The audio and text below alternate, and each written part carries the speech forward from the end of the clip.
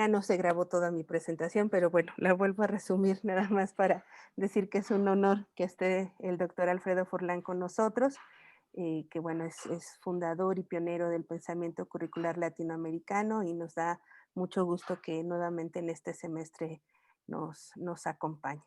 Pues para continuar con la sesión, Berta va a hacer la exposición de la dinámica y de cómo vamos a trabajar el día de hoy. Muchas gracias, Alfredo. Gracias, Adelante. Ana. Y yo sé que Rita se muere de ganas por saludar a Alfredo, así que Rita, si quieres abrir tu micrófono, por favor, porque somos el equipo docente y tú eres importante en este equipo y sé que estás ansiosa por saludar a Alfredo. Buenas tardes a todos. Alfredo, qué gusto encontrarte nuevamente con nosotros por el apoyo que nos has dado todos estos semestres y todos estos años, porque quienes te hemos seguido y quienes te hemos leído, definitivamente mantenemos nuestro pensamiento amparado por ti.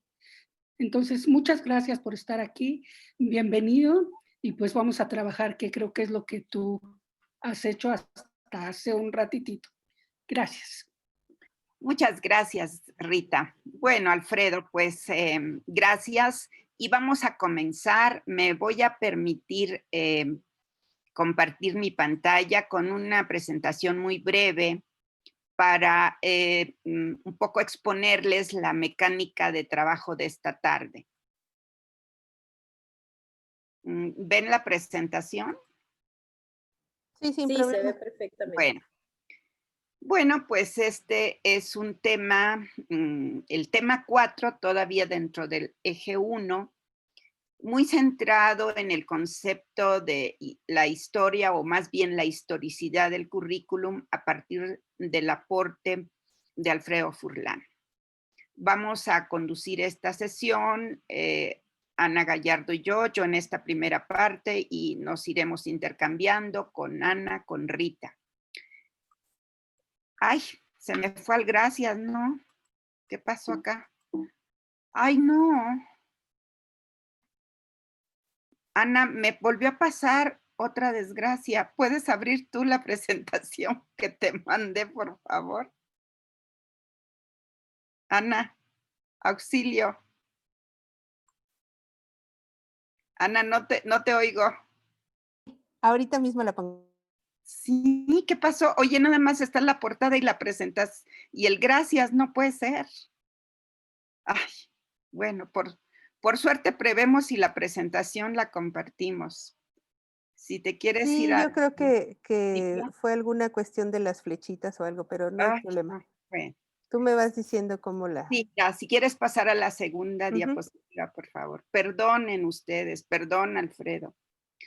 Bueno, Alfredo, mira, hemos centrado nuestra lectura para esta sesión contigo en tu libro, obviamente, Ideología del Discurso Curricular, que fue publicado en 1997, pero de verdad no hemos encontrado una fuente tan completa, un estudio tan sistemático, tan riguroso como el tuyo, para que nos cuente la historia de cómo se transfiere, se traslada el discurso curricular a América Latina, ¿verdad? No voy a ampliar porque los participantes, las participantes han hecho interesantes aportaciones. Bueno, este es el libro que volvemos a releer y cada semestre lo leemos y cada semestre tenemos una lectura diferente, compartida. Complementamos la lectura de tu libro con un texto mucho más actual, que es la ponencia que Alfredo presentó en el coloquio, en 1916, el coloquio Currículum y Sociedad, Voces, Tensiones y Perspectivas. Fue en octubre del 2016 y se publica en las memorias del coloquio por la Universidad Lomas de Zamora, gracias a las gestiones de Marina Pauloso en el 2017. Siguiente, Ana, por favor. Bueno, Un poco aquí, Alfredo, todos quiero recordarles cómo hemos trabajado el proceso de la lectura. Desde que planeamos el programa, el contenido, pensamos cómo lo vamos a trabajar. Seguimos la dinámica de anteriores semestres, ahora con algunas variantes. Primero, como ustedes saben, hay lecturas realizadas por los y las participantes y nos enviaron, recibimos hasta el 7 de noviembre, hasta ahí hicimos el corte para poder hacer este trabajo de sistematización que enseguida les mostraremos y que ya Alfredo ya conoce. Alfredo se lo enviamos el sábado, sin mal no recuerdo, porque esperamos a que nos llegaran más reflexiones y preguntas y ahí hicimos el corte. Eso no quiere decir que no podamos leer otras participaciones. Luego, Ana hizo un trabajo muy meticuloso, muy sistemático y elabora un concentrado de todas las participaciones, de todas y cada una de las participaciones. A partir de este concentrado, que digamos es la fuente primaria de la lectura, lo que ustedes enviaron, lo que ustedes escribieron textualmente, Ana hizo un trabajo de construcción, de integración, leyendo las participaciones y ella logra identificar y lo compartimos y lo comentamos y me pareció estupendo este trabajo en 9 ejes temático-problemáticos, muy interesantes. Es decir, no son preguntas a bote pronto, sino son reflexiones, son preguntas reflexivas que muchas veces elaboran su pregunta contextualizando el sentido de la pregunta.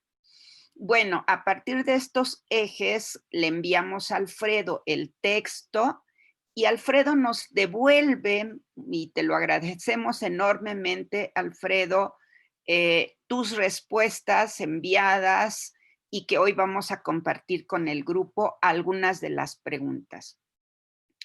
Después de que veamos estas respuestas de Alfredo, de estos 9 ejes temáticos, haremos un comentario analítico interpretativo desde la coordinación.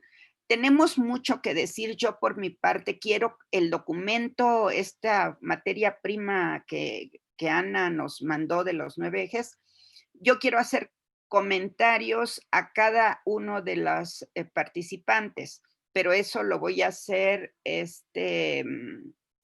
el día de mañana y lo coloco en el Face. Pero por lo pronto vamos a hacer un concentrado interpretativo acotado para dar pie a que el grupo participe y comente todo este proceso. Siguiente, Ana, por favor. Aquí están los 9 ejes temáticos. El primero es de corte teórico. Hay preguntas, repito, no las voy a repetir ni leer todas porque son preguntas problema, contextualizando, pero consideramos que son las preguntas que se enmarcan en el de corte teórico, ¿no? El documento que luego vamos a mostrar se pone el nombre de quien emite su pregunta y el contexto de su pregunta y luego veremos cómo Alfredo responde tratando de articular varias preguntas según vimos en lo que Alfredo nos envía. Bueno, el segundo eje, no tienen orden de prioridad, fue como se fueron encontrando. Todos son importantes. El segundo eje trata acerca del vínculo currículum y sociedad. Este vínculo, esta categoría vínculo, currículum y sociedad que para este seminario es central. ¿Sí? Desde la noción de currículum que trabajamos ampliamente con Alicia de Alba, creo que a nadie nos cabe duda de que no podemos ni pensar ni actuar si no es en relación con pensando en esta relación currículum-sociedad. El tercer eje que se encuentra es sobre la pandemia y el currículum. Aquí, de las participaciones que recibimos, se concentran muchas reflexiones muchas preguntas. Muchas preguntas que no son de respuesta inmediata. Sí, hay una gran inquietud, esto tiene una lectura que ya la comentaremos más adelante, de cómo esta coyuntura que vivimos en medio de esta pandemia, eh, eh, hay tantas participaciones. Realmente me parece, si trabajamos con la noción de coyuntura de Semmelman, vino a movilizar mucho en el proceso de nuestra historicidad curricular este asunto de la pandemia y hay muchas preguntas. Después, algo muy importante y de mucha vigencia siempre en el campo del currículum es el tema del diseño curricular. Hay preguntas referidas al diseño curricular. El quinto tema es en torno a la relación currículum y docentes. Y muy importante, lo hemos comentado en todas nuestras sesiones, en sexto, no lugar en orden de jerarquía, sino como nos fueron saliendo los temas, está el tema del currículum y la evaluación. Otro gran tema complejo, polémico, en movimiento y aparece entre las inquietudes de manera importante en el grupo. Un séptimo eje son las preguntas acerca de los campos curriculares específicos. Esto se entiende porque quizá muchos de ustedes, no quizás, ustedes están trabajando en campos específicos y por ahí apuntan sus preguntas. El octavo eje localizado es la formación de curricólogos. Este es un tema que para nosotras en el seminario desde hace muchísimos semestres. Es más, por eso nació este seminario, porque consideramos que muchos de nuestros estudiantes de posgrado, de nuestros grupos de investigación, nos piden, nos pedían y nos siguen pidiendo formación en currículum porque se enfrentan a procesos de elaboraciones y diseños curriculares muy importantes, ¿no? Entonces, esto me parece muy significativo. Y también, pues hay preguntas, hay alguien que pregunta sobre el libro mismo, ¿no? Bueno, Ana, no sé si quieras comentar algo acerca de estos 9 ejes en lo general. Pues nada más apuntar, Berta, que para un poco contextualizar a Alfredo, que estos 9 ejes ya en el análisis, digamos, al terminarlo, pues podemos encontrar que coinciden con las temáticas, con las líneas de trabajo que los participantes han tenido en sus trabajos por equipo, es decir, que decía yo, para contextualizar un poquito, Alfredo, pues se han organizado equipos de trabajo entre los participantes para desarrollar una temática, una línea de trabajo específica. No todas, ¿verdad? Las 9 no es que correspondan de manera isomórfica a los equipos de trabajo, pero muchas de las líneas que se han planteado en los equipos, pues están, digamos, ya articuladas a la lectura que hicieron ellos de los trabajos de Alfredo. Entonces creo que eso también es muy interesante de recuperar y bueno, para poner un poco en contexto a Alfredo. Alfredo, sí. Fíjate que Alfredo, que esto que dice Ana, qué bueno que lo menciones, es muy importante. Tenemos un grupo numeroso y nos planteamos el reto de que no sea el modelo de la clase tradicional en donde el coordinador o el profesor invitado es el que expone. Si bien se exponen por nuestros profesores invitados y por cada una de nosotras las temáticas y las líneas de reflexión en el programa, es muy importante el trabajo que están haciendo los participantes. Tenemos, Alfredo, un grupo de verdad muy interesante por el perfil del grupo. Son gente que tiene experiencia, son docentes, son estudiantes de posgrado, es gente que tiene experiencia en procesos curriculares. Entonces, por eso Ana encuentra esto, de verdad, ha sido un reto, pero lo vamos logrando justamente por el tipo de participaciones y de los perfiles académicos que nos han favorecido este semestre con su participación. Muy bien, Ana. Seguimos entonces, Ana.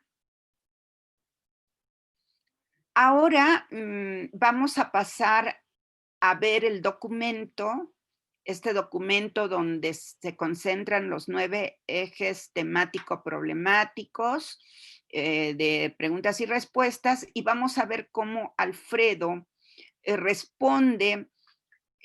No pregunta y respuesta, no es un documento que mecánicamente exponga las respuestas, sino Ana está abriendo ya el documento, ¿sí? Entonces, como ustedes pueden ver, fíjense, ya aquí aparece el primer tema, preguntas de corte teórico, en el que participan Verónica, Luna, y luego, fíjense, a las preguntas que Verónica formula, que tienen que ver con el posicionamiento axiológico de la escuela mexicana, vean cómo son preguntas puntuales pero complejas, ¿verdad? No, por eso es que no la podemos leer todas. Tengo entendido que el documento está en el Drive, ¿verdad, Ana? Sí, todos los documentos que se enviaron están allí. Nosotros a Alfredo le pasamos la carpeta por si él quería como pues profundizar un poco y ver ya de manera específica sus trabajos. Entonces, pues sí, ahí está toda la información. Bueno, no voy a leer todas las preguntas, imagínense, son, Ana elabora 8 cuartillas de concentrado y con las respuestas de Alfredo sube a 11 o 12, pues no vamos a leer todo, ¿verdad? Pero nada más le estoy mostrando cómo la estructura del documento. ¿Qué hicimos después? Si le subes tantito, Ana. Ahí viene la respuesta, nos permitimos iluminarla en fondo amarillo. Esto, lo amarillo y en negritas, es lo que Alfredo responde. Y vean cómo responde Alfredo a Verónica Luna. No sé si lo quieres leer, Ana, o quieres que yo lo lea para que no se cansen Si de mi quieren voz. empiezo y ya nos vamos. Sí. Bueno, dice aquí Verónica Luna pregunta, ¿cuál considera que es el posicionamiento axiológico que se asume en la escuela mexicana en este momento histórico? En el currículum, ¿cómo se podría asumir un posicionamiento axiológico para una sociedad tan compleja, dinámica y diversa? ¿Considera que lo racional, sistemático y científico siguen siendo directrices para definir el currículum? De no ser así, ¿cuál considera que son las directrices que se asumen en la actualidad? ¿De qué manera se podría implicar a docentes y estudiantes para definir en conjunto un posicionamiento ético, axiológico y político del currículum? Y la respuesta dice, invitándolos a la tarea múltiple y compleja de definir los principios axiológicos donde quepan todos los implicados en una sociedad compleja, dinámica y diversa, como la nuestra. Lo racional y lo científico deben retomarse como lineamientos siempre que no destruyan otras posibilidades, dado que la existencia de los pueblos originarios obliga a escuchar atentamente. El actual posicionamiento axiológico creo que no está definido, exacto. El gobierno no ha dado el color de su proyecto educativo, está por verse. Entonces, como ven, es una respuesta concisa, pero que problematiza las preguntas, y yo justo si la hubiera contestado, pues no la hubiera contestado tan bien como Alfredo, pero es eso, ¿sí? Es decir, ¿quién podría negar que en una propuesta curricular hay principios axiológicos, éticos, educativos, pedagógicos? Por supuesto que hay principios, pero ¿qué podemos argumentar acerca de estos principios? Y sobre todo frente a estas preguntas tan importantes como dice en relación a la escuela, a la nueva escuela mexicana o en relación al currículum, pues esta es una tarea que nos compete a todos en los procesos en los que estamos. En este seminario mismo estamos asumiendo esta complejidad, ¿verdad? Y eso, como bien dice Alfredo, bueno, me permito, ya estoy comentando, ahorita me callo, los principios axiológicos, por ejemplo, de la Escuela Nueva Mexicana, Sabemos que se reformuló ya el artículo 3º, sabemos que hay una propuesta de reforma a las normales, sabemos que hubieron foros el año pasado con las normales, sabemos que se están trabajando desde la Secretaría y en eso viene la pandemia, pero también hay otras prioridades del actual gobierno. Y entonces lo educativo, ¿dónde queda? Es eso, la palabra complejidad y la palabra diversidad y la dinamicidad de estos procesos, pues están construyendo, reconstruyendo, significando, no en línea recta, y creo que Alfredo cierra muy bien. Está por verse, ¿no? Ujú. Este, Y sobre todo y esta eso nos parte de... devuelve la ujú, respuesta, ¿sí? Nos devuelve la responsabilidad y la ujú, participación, ¿verdad? Sí, exacto. Ana. Sí, nada más justo para remarcar esto que tú comentabas al final, ¿no? La idea justo de participación, o sea, cuando nos preguntamos por esta serie de principios axiológicos que no son algo predeterminado, ¿no? O sea, yo Ujú, creo que eso es un elemento fundamental para comprender que es una construcción. Y muchas ujú, de las veces pareciera que justo como son principios axiológicos, están ya puestos en la sociedad o están ya, digamos, predeterminados, ¿no? Como un bien en abstracto. Y creo que ujú. justo Alfredo, como siempre, es muy acertado cuando él dice, bueno, pues en estos principios hay que invitarlos en primer lugar porque hay que construirlos, ¿no? Yo creo que esa es como la cuestión fundamental, ¿no? Y que justo se articula a esta idea de los distintos sujetos del currículum y cómo estas negociaciones, esta idea de negociación, digamos, ¿no? O de lucha de los sujetos, pues evidentemente es desde los principios, ahí empieza el debate, por decirlo así, ¿no? Bueno, Y seguimos si me con... permites, nada más una cosita, Ana, miren, cómo Alfredo incorpora en su respuesta la noción de proyecto educativo. Alfredo, fíjate que nosotros en el grupo hemos empezar a categorizar el proyecto curricular. Entonces al grupo yo les recuerdo, sin entrar más en detalles, Ana dice, nos compete a los sujetos del currículum. Sí, con proyecto, en construcción el proyecto, ahí nomás lo dejo. Ujú. Ahora sí, ya no vamos a interrumpir tanto, o yo no voy a interrumpir tanto. Después dice Silvia, en el texto hay una cita que relata la posición de Horace Mann en relación al currículum. Dice que su criterio era bastante corriente. Se inclinaba a aceptar la lista habitual de asignaturas, lectura, escritura, deletreo, aritmática, gramática inglesa y geografía con el agregado de educación sanitaria y canto. El canto favorecería los pulmones y en consecuencia evitaría la tuberculosis y alguna que otra lectura de la Biblia. Fin de la cita. Dice, esto me hizo pensar en el papel y la relevancia del discurso médico, del discurso higienista en ciertas prácticas escolares y en, como aquí se muestra, definiciones curriculares. En este momento estamos asistiendo a una primacía del discurso médico por sobre otras perspectivas.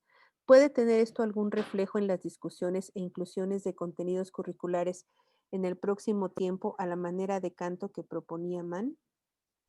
Dice Alfredo, puede ser, la realidad está suficientemente desquiciada así, como para esperar cualquier cosa.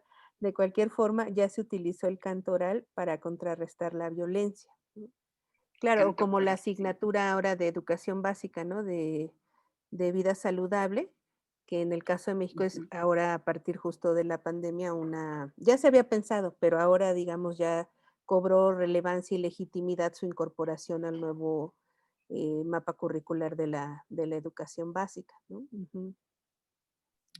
Bueno, En el caso de la UNAM, Alfredo, nosotras, luego lo podemos comentar, estamos observando ciertos movimientos en ciertos espacios al interior de la UNAM que nos hacen como vislumbrar sin afirmarlo así de manera analítica, pero sí una observación que vemos es cómo el discurso médico se está reinstalando en la UNAM, en el currículum, de tal manera que esta pregunta que lanza Silvia. Silvia Paredes se me hace muy importante y la voy a comentar en el documento que enviaré. Ujú. Dice después Araceli Rodríguez, a lo largo del texto se emplean términos, al parecer como sinónimos, que debido a la especialización del campo se han ido diferenciando y delimitando, como currículum, planeación de la enseñanza, planeación de la educación, planeación educativa, planificación del currículo, planificación de la enseñanza, desarrollo curricular, diseño instruccional. ¿Cuáles serían los conceptos pertinentes para dar cuenta del avance teórico en el campo del currículum? De la producción curricular actual, ¿cuál sería la tipología del discurso que usted detecta? Y dice Alfredo, cada término tiene su razón de ser y pertenece a diversas tradiciones discursivas. Todo depende cuál sea el uso que se quiera dar a los nuevos proyectos curriculares. Ujú.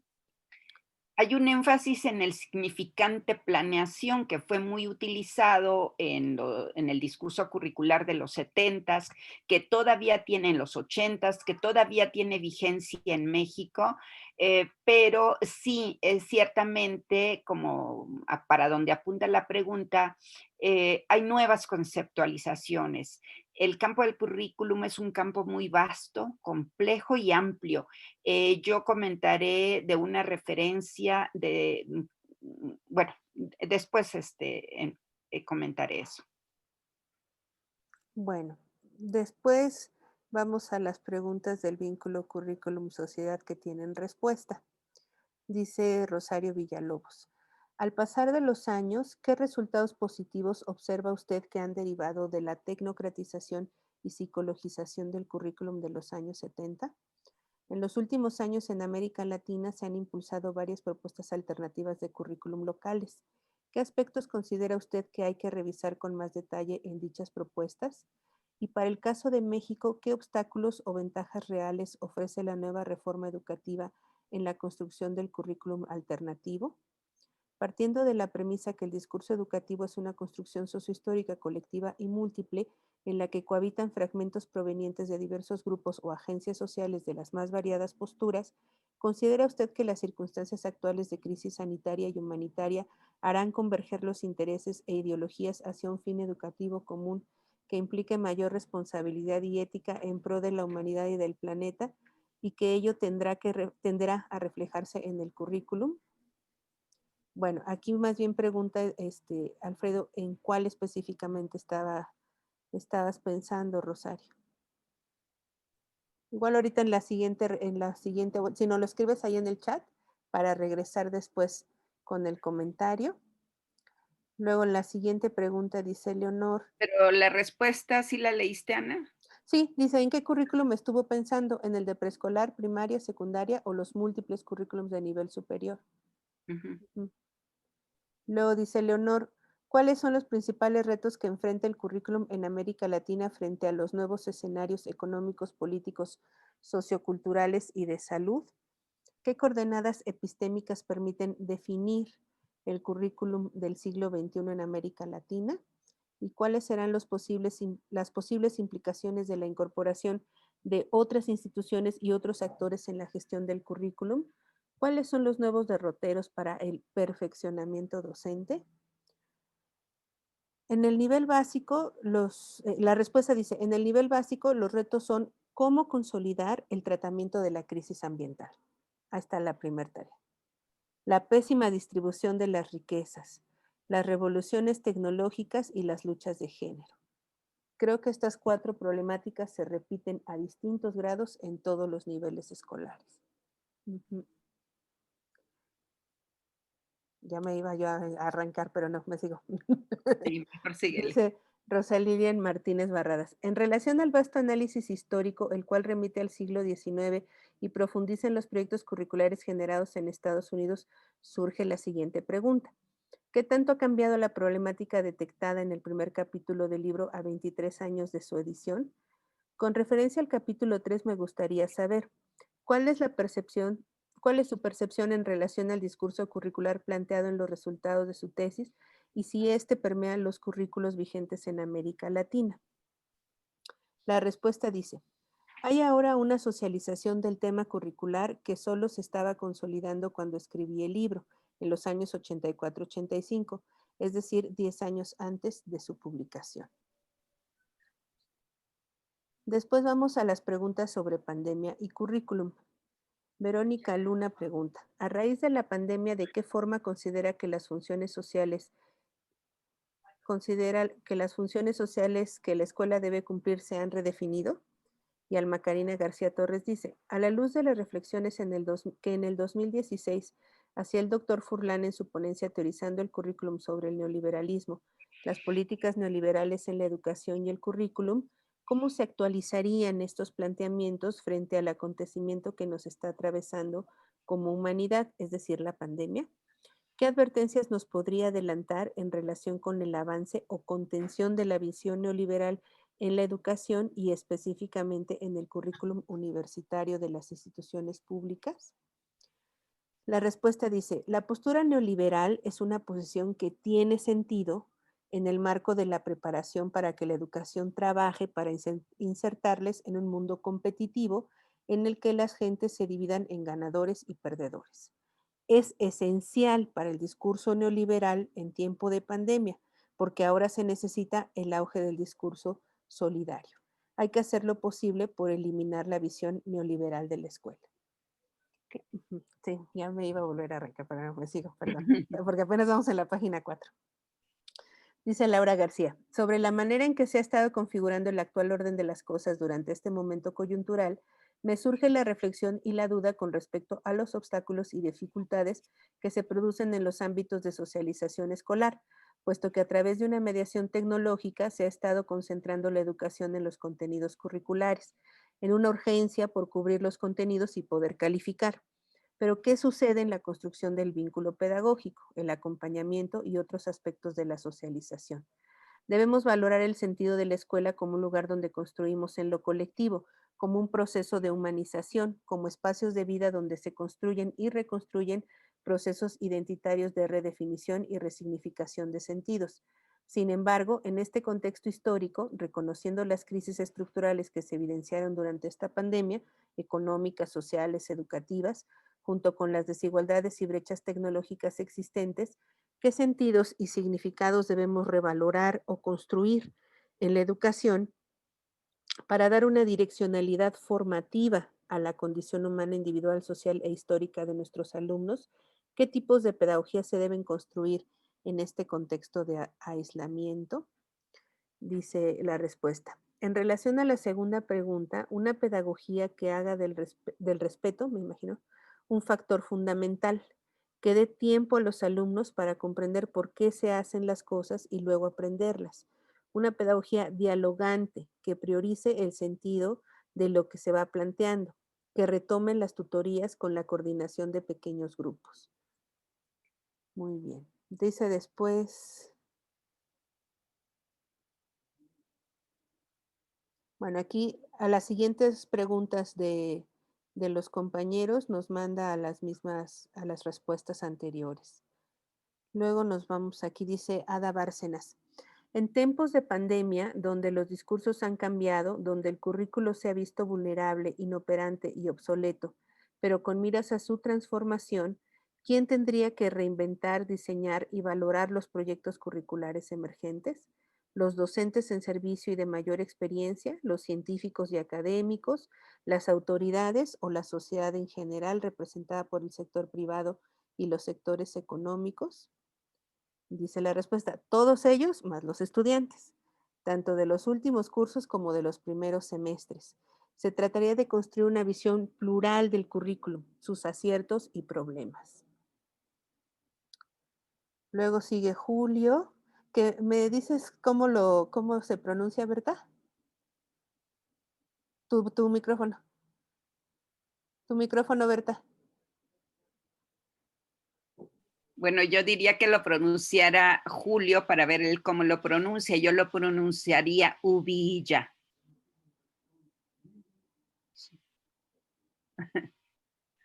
Luego comentamos, ¿no? Luego Lo le del nombre comentamos de con Julio. Julio. Es Bueno, una voz. Julio además, si no mal recuerdo, es estudiante tesista del doctor Alfredo. Dice Julio, ¿cuál piensa que es actualmente la principal tendencia que se da en el caso mexicano respecto al diseño de las propuestas curriculares para las instituciones como parte de la avanzada cada vez más sostenida de corporaciones como Google, Microsoft o Facebook? Respuesta. La influencia de las empresas de las TIC es poderosa y difícilmente podría ser decapitada. Ujú. Creo que lo mejor es formar a docentes y estudiantes en el manejo de los programas de búsqueda de información y que aprendan a desconfiar de los resultados, ¿no? Ujú, muy bien. Luego, Andrea Rodríguez dice, la escuela habla a través de sus sujetos. ¿Cómo responder desde la docencia al mensaje que nos está dejando la crisis del sistema educativo que se agudizó a partir de la pandemia? ¿Qué opinión tiene respecto al programa implementado en México Aprende en Casa? ¿Responderá a la formación de sujetos críticos reflexivos? Respuesta, dice. En principio, el programa Aprende en Casa fue una improvisación de emergencia. Ni siquiera se evaluó. He escuchado una cantidad de opiniones y tengo la sensación de que hay más opiniones que certezas. Sí, yo también. El COMIE organiza una serie de foros que recomiendo a quienes estén interesados. Y luego también hubo la presentación de un estudio que hizo la Ibero sobre lo del programa. Bueno.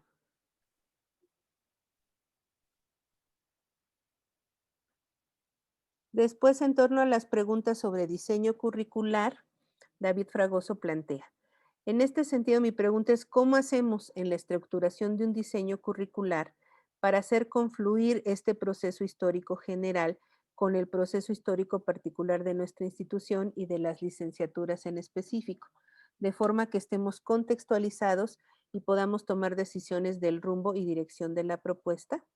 Llevo 3 décadas participando en la estructuración de currículum universitarios, tanto en instituciones públicas como privadas, y cada experiencia se ha visto envuelta en el vaivén de los directores, los coordinadores, los grupos de profesores agremiados por su área de conocimiento, por los financiadores de las instituciones, por las necesidades del mercado, etcétera.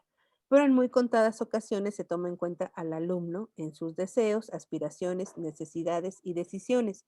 Mi pregunta es, ¿cómo hacer de forma metodológica que se articulen docentes con sus propias condiciones, alumnos con sus requerimientos, institución desde la normativa que plantean, además intenciones formativas, desarrollo de la cognición, del afecto, contenidos generales y disciplinarios, métodos de enseñanza y aprendizaje, política educativa, etcétera?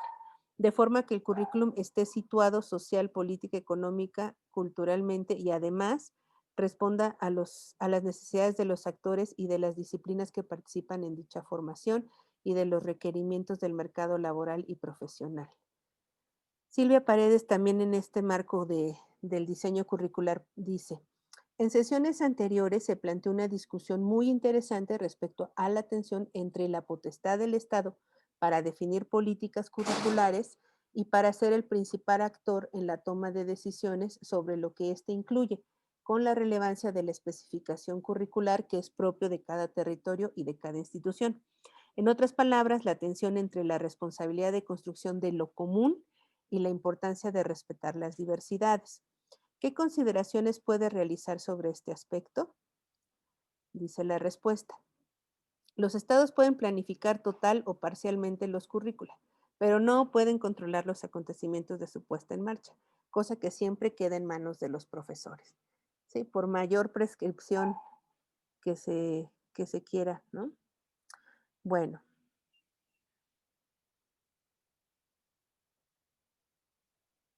Y creo que hasta ahí llegamos en las respuestas. Este documento con las respuestas lo vamos a subir al Facebook de la clase para que ahí lo puedan consultar. Adelante, Berta.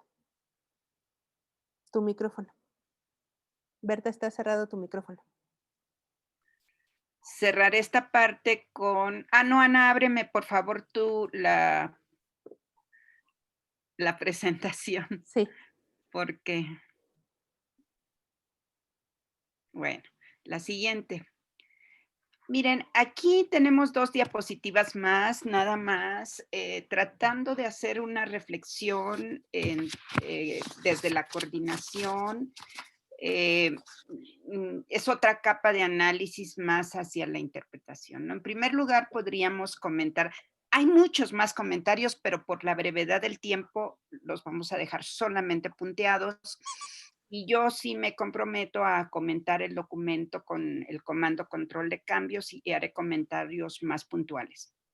En lo general encontramos que los 9 ejes hasta ahora integrados son sobre las preguntas y reflexiones llegadas hasta el domingo 17. Repito, es una muestra muy nutrida y muy importante del grupo. Después, los 9 ejes apuntan en diversas direcciones en el marco de los estudios curriculares. Es decir, el currículum es un campo de conocimiento y de prácticas muy amplio, de tal manera que podemos encontrar múltiples vertientes, veredas, y creo que las preguntas, por eso es que apuntan igualmente a las diversas dimensiones en el marco de los estudios curriculares, que van desde el plano social amplio, pasándolos por los procesos de diseño, hasta ámbitos particulares, tanto en lo teórico como en los procesos curriculares y de intervención, ¿sí? Es decir, este es un documento que concentra participaciones muy amplias, muy ricas, muy profundas, que esta tarde no podríamos agotar, pero ya tenemos ahí un material grupal de trabajo colectivo que el grupo está planteando. Después, podemos destacar las preguntas y reflexiones sobre el aspecto de la coyuntura de la pandemia. Como les decía, ahí hay una nutrida participación, ¿sí? Más no sé cuántas cuartillas están dedicados a currículum sobre la pandemia y el currículum, ¿no?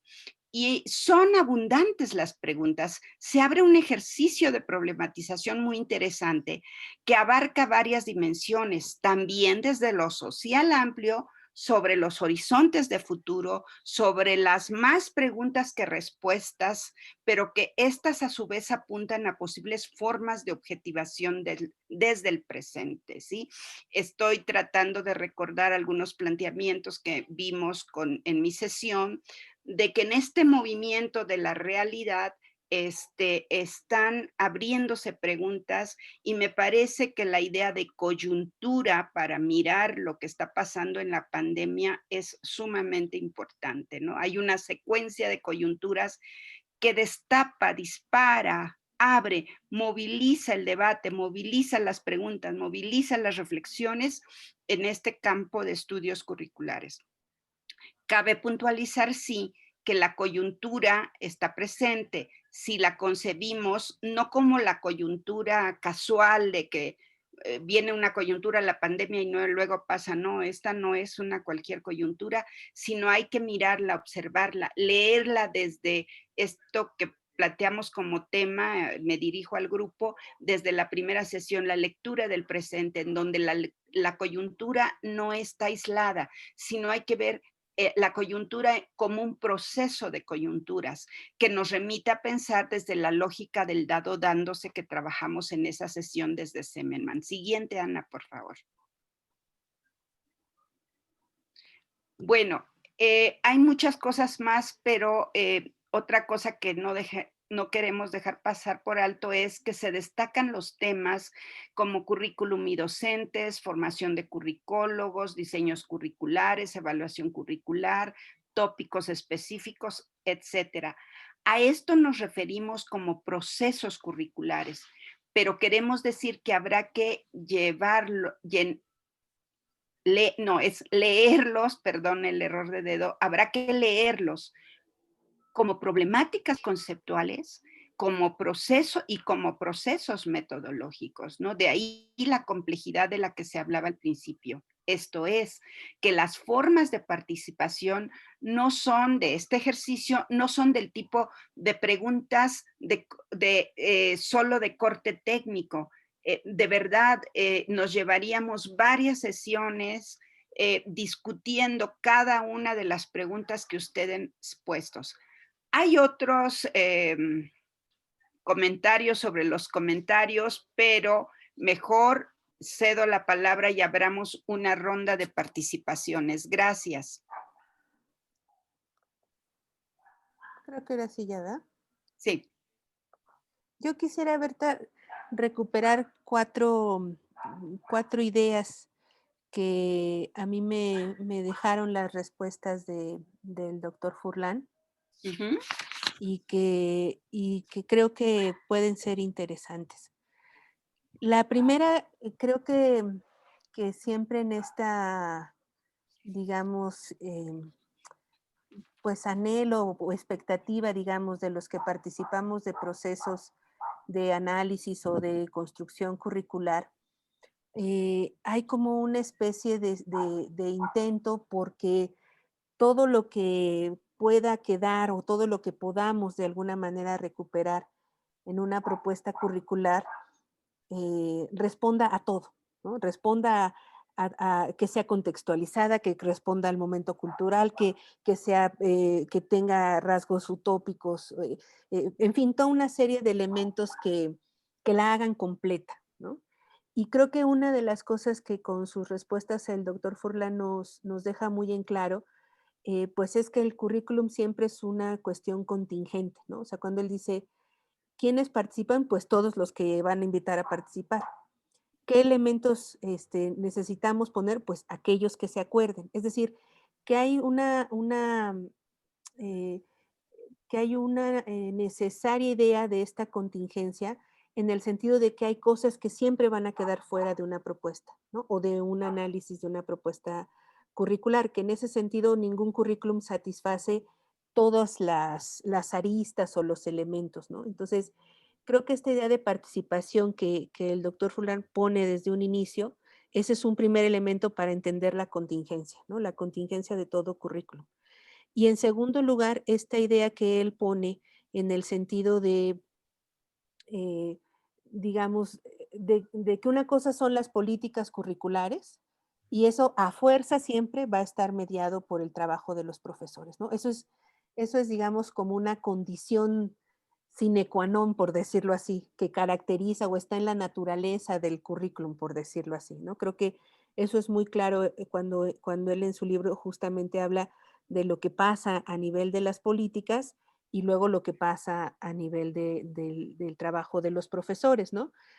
Creo que, bueno, yo creo que Rita más, ¿no? Yo voy a decir que para mí era importante esa idea, pero bueno, Rita creo que justamente cuando la hemos escuchado que nos dice, sí, pero todo eso es la carabina de Ambrosio y lo que hacen los profes es lo que cuenta. Bueno, creo que ese es un segundo elemento muy importante de esta idea de que es desde la contingencia de un currículum que, pues eso, que no podemos pensarlo como una cuestión acabada, totalizante, porque por más que en el mismo discurso curricular instrumental hegemónico que analiza el doctor Furlan en su libro, justamente la crítica que él va a hacer es que eso, pues bueno, está muy bien que se plantee, nadie dice que no, pero eso necesariamente pasa por la mediación de los colectivos docentes, ¿no? Pasa por la escuela, por la relación entre maestros y alumnos.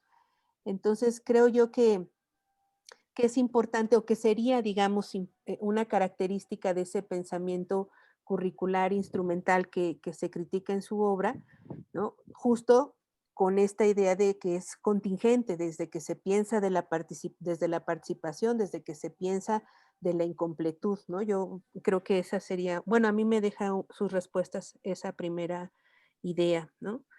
La segunda, digamos, es que esta imposibilidad de la totalización, por decirlo así, de un currículum neoliberal, pues también es como una crítica muy fuerte, ¿no? Es decir, hemos pensado claro, no quiere decir que no tengamos elementos para pensarlo, ¿verdad? Me refiero a que las políticas curriculares neoliberales son avasallantes, ¿no? Son dominantes, son hegemónicas, tenemos que salirles al paso.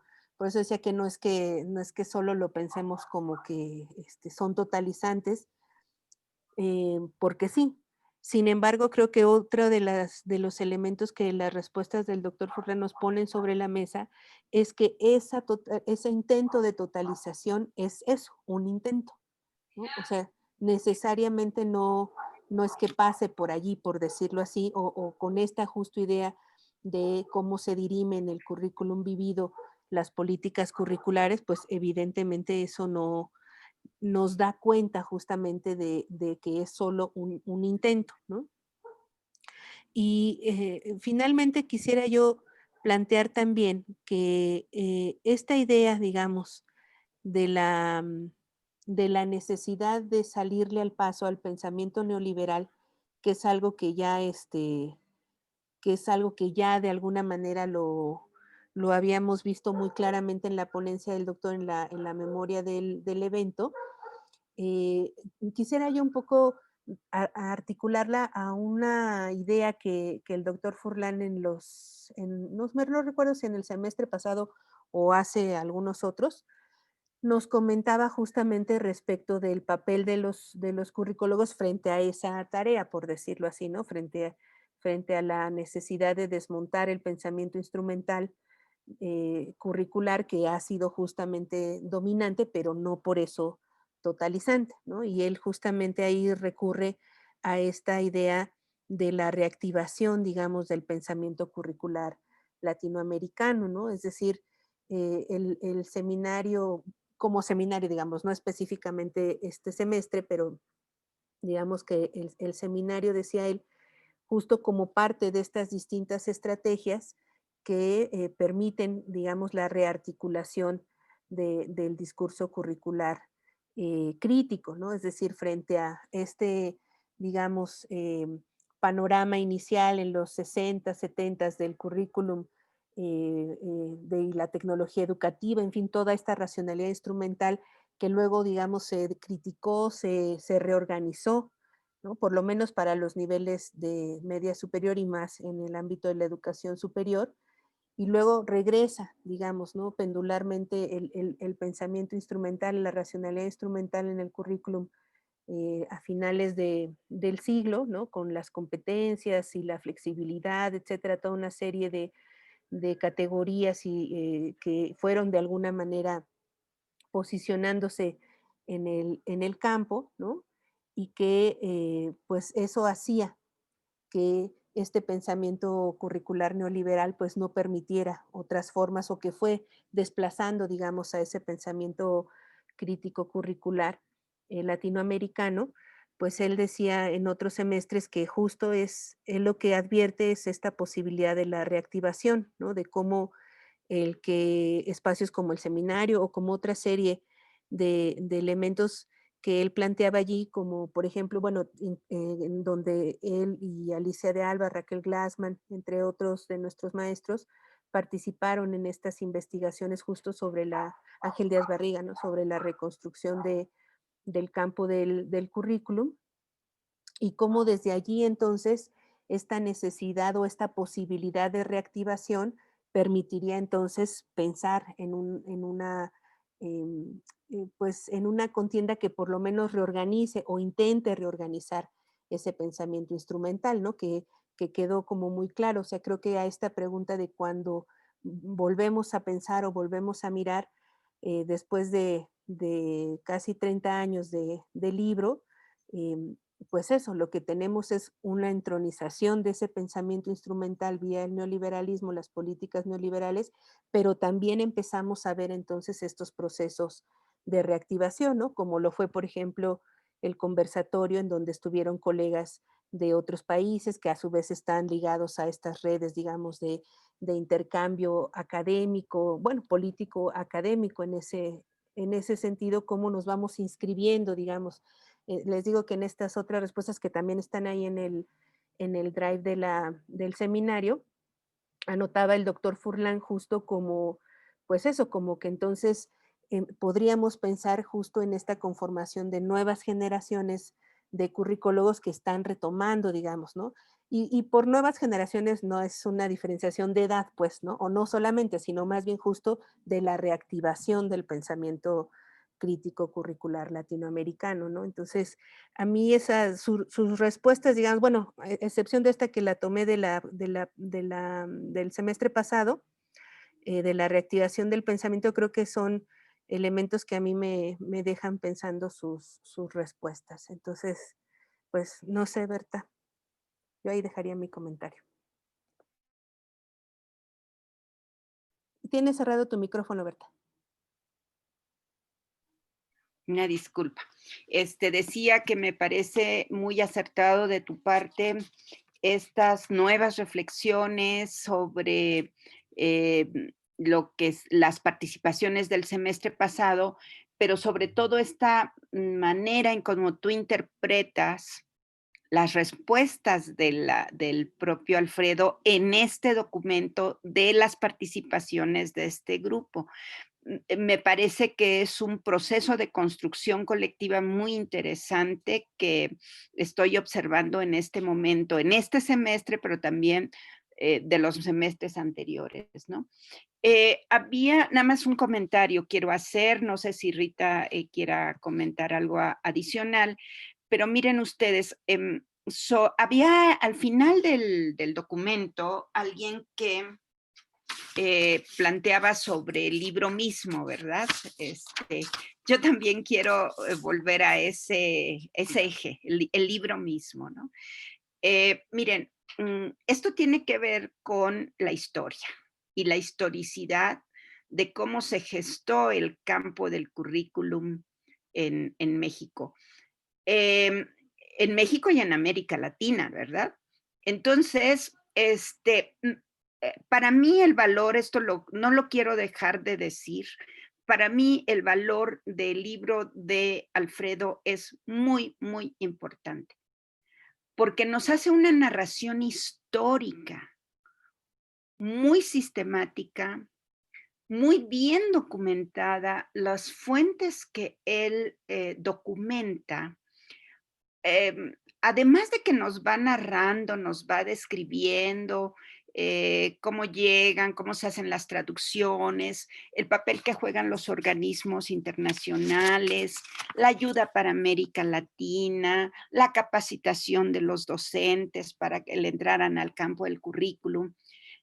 Uno puede como que leer es el libro de esta historia contada por Alfredo, que me parece muy interesante. Bueno, al menos a mí me parece muy interesante, sobre todo si lo vemos en relación a otro tópico que aparece por ahí, que es la formación de curricólogos.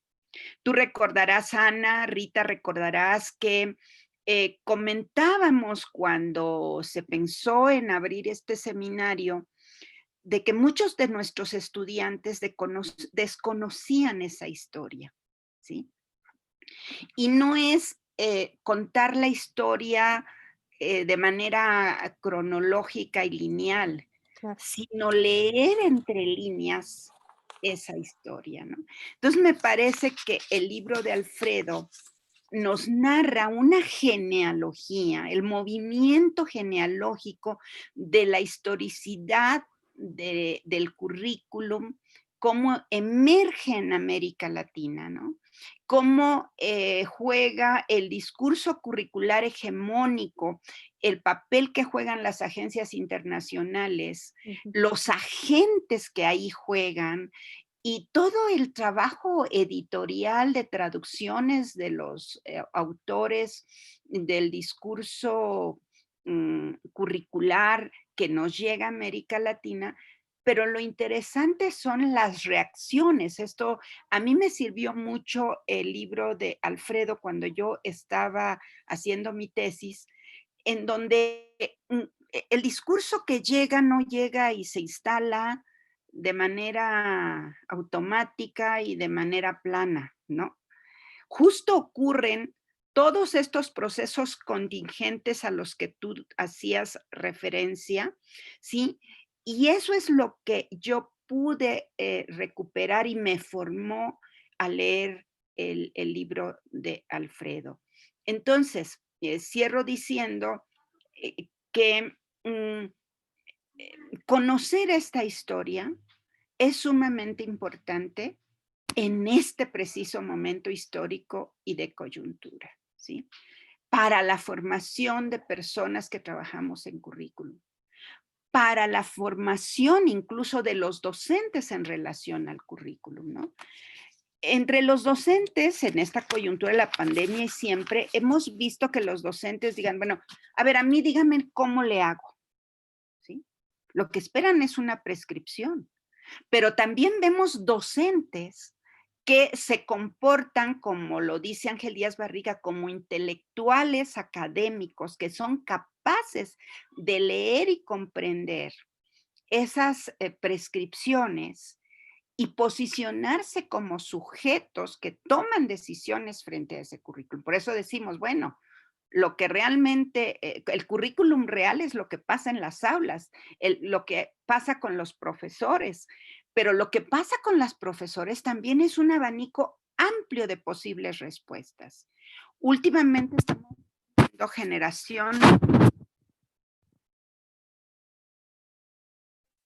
tendemos a construir el currículum de abajo para arriba, ¿no? Siempre nos llega de arriba hacia abajo, ¿sí?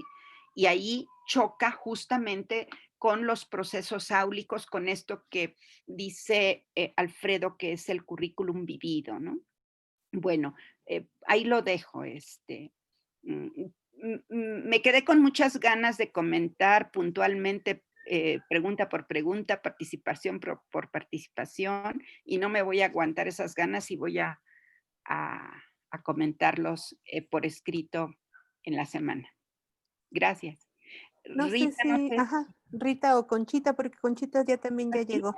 Ya, qué Si bueno. quieran, Yo quisiera traer a colación las nociones de obra y de autor de Michel Foucault, en el sentido de que una obra puede entenderse como tal si interpela los discursos que transitan en un cierto momento histórico.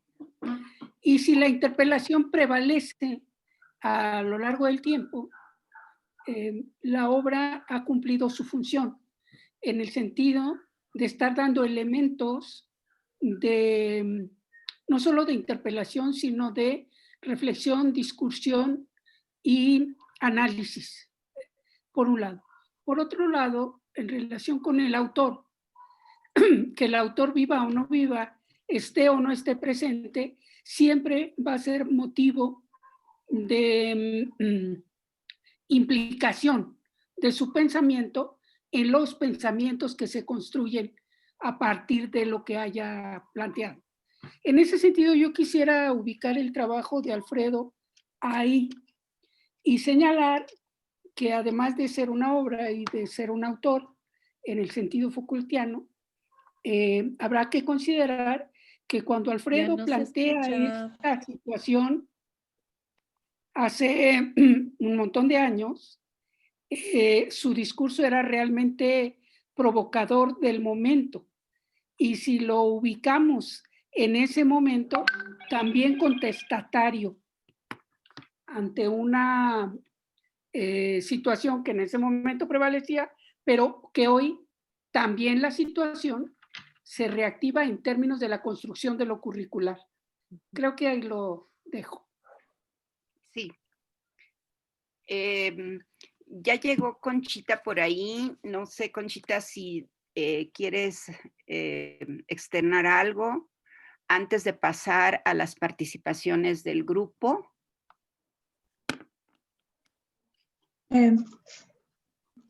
Creo que ha sido bastante, ha sido bastante enriquecedor el análisis que se ha hecho y me gustaría escuchar a las compañeras, ¿no? Me gustaría escuchar también la participación de todos, porque ya escuchamos desde la perspectiva de Alfredo, respondiendo a las preguntas, la perspectiva de ustedes, y me gustaría escuchar la participación de las académicas y de las estudiantes, ¿no? Que están participando, por favor. Bueno, pues queda abierto a la participación grupal. ¿Quién se apunta en el chat? ¿Quién dice yo? Si quieren ofrecer algún comentario sobre este ejercicio, sobre el libro mismo y la ponencia, queda abierta el micrófono para ustedes, participantes.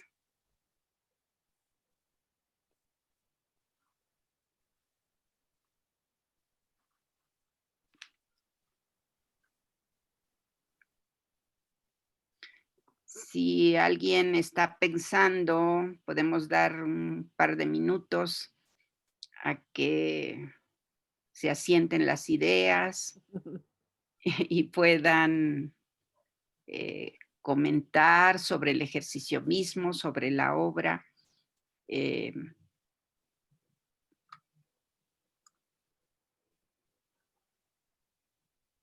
Hay una participación de Leonardo. Adelante, Leo, adelante. Gracias.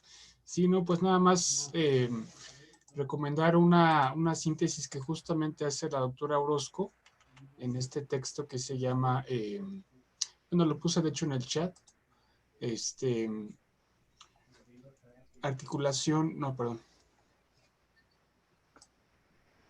Apuntes para la reactivación del discurso teórico curricular en México. Esto es como una síntesis muy elaborada de cuáles han sido los principales puntos de la discusión, en particular sobre la elaboración justamente del currículum, ¿no? Como campo específicamente. Entonces, hay una articulación interesante entre lo que ha trabajado el doctor Furlan en el tema de la transferencia curricular y en relación al concepto de Alicia de Alba, ¿no? De la sobredeterminación curricular. Digamos, en esa tensión que hay, digamos, entre discursos, un discurso hegemónico, ¿no? Algo interesante de esa articulación de esos dos conceptos es cómo se abre una disyuntiva en torno a dos opciones. O bien asumimos la prescripción curricular hegemónica, o bien elaboramos alternativas en función de las condiciones particulares. Y eso tiene que ver con las dos principales, digamos, vertientes que identifica Furlan, ¿no? Una más ahistórica, que se asume lineal, evolutiva y replicable, ¿no? Y la otra que más bien responde a las particularidades históricas, ¿no? Entonces es una, digamos, remite al inventamos o erramos rodriguista, ¿no? Entonces, lo recomiendo como justo como esa síntesis, ¿no? Que hace de los discursos en torno al tema del desarrollo curricular y, digamos, poniéndonos frente a esos dos caminos que se abren, ¿no? Muy bien, muchas gracias por tu participación, Leonardo Acerto, y justo ese capítulo que tú mencionas de mi autoría, Alfredo es una de las fuentes centrales en ese trabajo precisamente. Gracias. Bueno, miren, aquí están anotados, ¿sí? Bueno, Mauricio Cano dice, me gustaría que sigan abordando el ejercicio analítico de las preguntas y respuestas. Mira, Mauricio, sí lo vamos a seguir haciendo, pero también vamos a dar paso a las participaciones de quienes han solicitado la palabra, como son María del Carmen Saldaña, después Gabriel Vega y después Marta Picado, en ese orden. Y al menos de mi parte, seguir comentando las preguntas si hay tiempo, y si no, yo estoy comprometida a hacerlo por escrito y ponerlo en el Face. Claro que sí. Gracias. Adelante, Carmen Saldaña. Abre tu micrófono. Gracias, buenas tardes a todas, a todos. Bueno, yo quisiera hacer un comentario breve sobre el texto del doctor Furlan, que me ha resultado en los últimos, yo creo que ya 40 años, un texto básico, fundamental para comprender el desarrollo del campo del currículum en México, en Latinoamérica y en Estados Unidos. Los referentes que nos va mostrando justamente de cómo el discurso curricular norteamericano llega y se asienta en Latinoamérica y, claro, unos años antes, unos después en distintos países, de verdad es muy claro. Hay una primera cuestión que marca y que me gusta mucho. ¿Qué pasó en la UNAM? De pronto la UNAM se nos queda como en el olvido, pero el discurso desde las altas cúpulas para orientar los currículos son claros y lo señala a través justo de esas citas que hace de los rectores, ¿no? Y cómo esta posibilidad de orientación curricular se concreta desde el discurso, pero también a través de la creación de dependencias. Dependencias que tienen los encargos puntuales de participar en esas reformas. Entonces me parece una cuestión fundamental. La otra cuestión que me parece muy interesante es cómo pone en juego a los sujetos del currículum desde estas grandes cúpulas, desde estas altas cúpulas y los docentes, en donde siempre hay una tensión que finalmente los docentes pueden matizar o pueden modificar desde el aula. Y entonces el papel del sujeto curricular, que sería el docente, bueno, resulta fundamental y eso de pronto se olvida en las políticas educativas. Por otro lado, me parece muy importante la reflexión que hace sobre el sentido de la escuela. Esta reflexión está, bueno, desde siempre, ¿no? Desde siempre la tenemos ahí. El sentido de la escuela, ¿para qué la escuela? Y en ello, pues toda la orientación axiológica, cómo entrar o no entrar, quién lo decide, cómo lo decide. En fin, me parece que el doctor Furlan va articulando, va de manera muy fina, muy argumentada, muy clara, nos va llevando por la construcción del campo, del currículum, y es un libro que de verdad me parece a mí que bueno, para mí ha sido central. Ha sido un texto pues de cabecera y pues no pasa, no lo podemos dejar. Es un texto de actualidad. Es un texto en el que encontramos hoy una serie de categorías que parecieran muy nuevas, no, están planteadas desde el propio texto pues de la época en la que se desarrolla y 10 años después se publica. Gran acierto de la Universidad de Sinaloa, por cierto. Sí. Bueno, yo ahí lo dejo. En el escrito tengo otras cuestiones y otras preguntas que pues no mandé. Gracias. Muchas gracias, Carmen. Una muy buena lectura sintética de tu lectura del libro de Alfredo. Gracias por compartirla. Enseguida se apuntó Gabriel Vega. Gabriel, adelante. ¿Qué nos compartes, Gabriel? Sí, muchas gracias, doctora. Y quisiera una pequeña, una reflexión que estaba ahorita escribiendo en relación a uno de los ejes que comentaba el doctor Furlan, que hacía énfasis precisamente al uso de las tecnologías en tiempos de COVID. Y dice, sobre el eje mismo del libro, y lo relaciono con el libro también, principalmente, sobre el eje mismo del libro que parte de una visión histórica del currículo, a mí me llama la atención precisamente cuando se aplican las políticas curriculares estadounidenses a partir de los 60s o incluso antes en el contexto de posguerra, en un intento por enlazar ideológicamente la formación de sujetos en América Latina y alejarla supuestamente de los peligros del comunismo y de los pensamientos radicales latinoamericanos. En ese sentido, pareciera ser que estas políticas no han desaparecido, a pesar de los grandes esfuerzos por construir propuestas cercanas a la realidad de nuestros pueblos. Hoy en día, en contexto de pandemia, las políticas neoliberales representadas por los emporios financieros apuntan precisamente, fraseando una respuesta del doctor Furlan en uno de los ejes mencionados anteriormente, a querer purificar la necesidad de las tecnologías y su relación con la educación y el currículo sin ninguna mediación o postura crítica como una salida a la pandemia. Pero bien es cierto que es necesario formarnos en el manejo de las tecnologías y de las plataformas, pero como dice el doctor Furlan, pero desconfiando de las respuestas que éstas nos dan, no asumirlos como verdades absolutas y como las únicas salidas a estos problemas que enfrentamos, ¿no?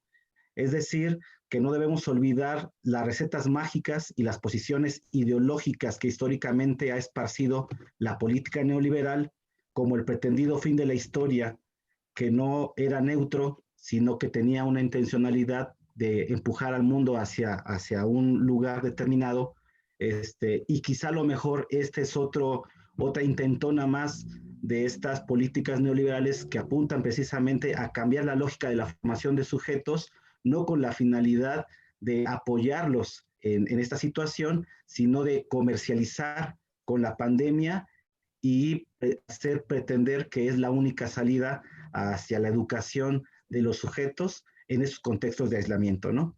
Ahí sería mi comentario. Pues un comentario profundo y que abona. Muchas gracias, Gabriel Vega, muy interesante tu reflexión. Ven cómo vamos tejiendo de una reflexión sobre las reflexiones, nos generan nuevas, y creo que ese es el propósito de debatir, de dialogar, de intercambiar. Marta Picado, te toca. ¿Qué nos puedes decir desde Costa Rica? Marta Picado es una querida colega, trabajadora social, académica de Costa Rica. Adelante, Marta. Muchas gracias, Berta. Yo la semana pasada no pude participar, pero hoy llego con la lectura del doctor Furlan y quedo muy agradecida por la metodología que han seguido ustedes, sobre todo esta forma de trabajar con grupos grandes es muy, muy enriquecedora y nos ayuda a los que nos hemos quedado un poquito rezagados a ponernos al día. Así que las felicito por el procedimiento metodológico seguido en este debate de esta tarde. A ver, a mí me preocupan varias cosas a raíz de la lectura del doctor Furlan, y la primera es muy relacionada con lo que hablaba el compañero anterior, y es con el acceso a la tecnología y la población docente de los países. Nosotros en Costa Rica tenemos 5 universidades públicas y 50 universidades privadas, en donde la mayoría de las universidades forman educadores, ¿no? Y con currículos que no sabemos ni cómo se estructuran en ese currículum oculto, y además con docentes que necesitan ser apoyados y necesitamos reforzar para construir nuevas alternativas para América Latina. Entonces, desde esta perspectiva, yo comienzo a pensar y a cuestionarme, bueno, ¿y qué hacer en mi país? Bueno, primero, una lucha por el acceso a la tecnología. Es un país pequeño y lo podemos hacer si lo tenemos como una bandera de lucha. Segundo, esa formación a los docentes, independientemente de qué universidad venga, formación para construir un docente más participativo, inclusivo, un docente que además pueda manejar currículos ocultos, entre comillas, alternativos, y que den la formación de un estudiantado más crítico y más proactivo. Pero también lo que nos decía en una de sus respuestas el doctor Furlan es algo que ya dijo el compañero anterior, pero que yo quiero reafirmarlo, es enseñar a indagar y a desconfiar en la información que tenemos. Eso es fundamental, y eso es algo que debemos hacer como docentes, todas y todos, en nuestros procesos educativos. Y desmontar el pensamiento instrumental curricular es una lucha, por lo menos en mi país, lo veo así, y se tiene que dar de manera organizada y de manera no formal, diría yo. O serían los programas de educación continua o de extensión de las universidades públicas para poder llegar a los docentes que no necesariamente son de las universidades públicas y a los cuales debemos llegar. Sobre todo ese es que les digo, la esperanza que me queda, la enseñanza que me queda de la tarde de hoy, y que anoto con gran gusto para darle pensamiento en estos días de discusión. Muchas gracias. No, gracias a ti, Marta, porque sabemos del esfuerzo que tú y otros colegas están trabajando en su país en este campo particular del currículum. Gracias por tu participación. Miren, enseguida hay 2 participaciones más. Emanuel Hurtado García anota un comentario que yo te pido, Emanuel, que tú lo expreses con tu propia voz, Y después está la participación de la doctora Leda Badilla, también otra querida colega de Costa Rica de muchos años de trabajo entre Costa Rica y México, entre la UCR y la UNAM, entre todas ustedes. Entonces, si tomas el micrófono y lees tu comentario, Emanuel, luego Leda, y luego hay otro comentario de María Dora. María Dora. Sí, muchas gracias a todos por este diálogo tan enriquecedor. Cuando estaba yo leyendo el texto del doctor Furlan, pensaba que aunque es una historia del pasado, pensaba que está muy vigente en el presente, ¿no? Y claro que hay muchísimas cosas que llaman la atención. Dentro de estas cosas recupero el hecho de que se señala en el texto que en Estados Unidos pues se utilizaron todos estos métodos de la administración de empresas en la educación y que eso resultó pues desastroso, ¿no? Y pensaba que en nuestro país estamos viviendo justamente un momento así, ¿no? En el que las instituciones están pasando por un proceso en el que hay certificaciones, de normas, de ISOs, y que de repente, como ya ha señalado Gunther Diex, a veces nosotros pues traemos modelos que en otros países han resultado ya ser un fracaso y esperamos que en nuestro país puedan tener algún efecto, pero la verdad es que estamos apostándole a algo que quizás no tiene ningún sentido y me he estado preguntando yo si eso realmente aporta algo, porque bueno, yo me he formado en este ámbito de la educación justamente con una línea que va muy en este sentido, ¿no? De aplicar planeaciones, de verificar objetivos y todo eso. Y de repente ya me queda esa duda de decir, pero entonces ¿será este el camino? O a lo mejor ya nos equivocamos, ¿no? Y pensaba también en lo que dice Chomsky, en el sentido de decir, bueno, pues es que estamos viviendo un momento del triunfo de la administración sobre el docente, ¿no? Es decir, el docente investigador ya, o sea, es una figura que ya se acabó, ¿no? Porque los que deciden, pues, son los administradores. Y bueno, ese es mi comentario y aportación, y bueno, muchas gracias a todos. No, gracias a ti, Manuel. Veamos, ¿ves, Alfredo, que te dije que teníamos un grupo muy sabedor, muy osado con su pensamiento? ¿Ves que no te mentimos? ¿Ves este grupo tan rico que tenemos? Nos las ingeniamos para ver cómo movilizamos cerca de 90 participaciones cada martes, pero bueno, ve cómo cuando uno tiene un buen grupo, pues se logran estos resultados. Y te estoy viendo la sonrisota, Alfredo, muchas gracias. Bueno, Leda, querida, adelante, tienes el micrófono tú. Bueno, buenas noches.